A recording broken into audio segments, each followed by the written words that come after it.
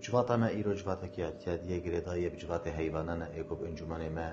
خوجهی و گریداینا بالنسبة جمارة هر مهانا ام جواتا کی دکن بحمی خوجهی ما يقود كردستان روجا آوادا جی بجی دبن لسر ویجی مجار ما گریداین یک جیو گوتی مسئله کاروبار با خوجهی هانا که گریدای سر خباتا با انجمن هانا که سر گریدای سر توجیهات انگو ام ددن با خوجهی هانا که هر وهاجی گریدای سر روشا سیاسی بگشتی کو ایر روج حریما کردستان سویتی و درباس بی اما بالنسبة جمارة ام حزد کن گو اف خوجهی هانا که لگور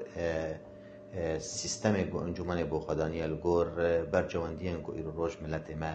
بوینا که پیوستی به هیا لگور خواسته کو دخواست ملت مش بینجو هفتا و حتی روجا ایرو پیوستی به هیا ام حست کن اف انجمن ها یجی اف خوجهی هانا که تمامی پابند بن بریار مجلس پابند بن وگوتی بحلوستا مجلس سیاسی بو پیش روجا سوریه بو خواسته کو دخواست ملت ما سر ویجی اف کاروبار هانا که مهانا دست بید که امجی ما تقسیم کریه او دوائرین گوهی موجود یک جیل جمع دائره شرقیش قامش لو حتی دیری که دست بید که آدی جی دائره غربیه گوش قامش لو برده حتی کوبانه برای بده چی هیوی دارن گو ام دکاربن بحقیقت خدمته که با ملت خوب بکن بحقیقت گو ام دکاربن کاروبار و انجمن هانا که بخن بن خواسته کو دخوازه ملت خدا و پرسا ملت کرد هندره کردستان سوریه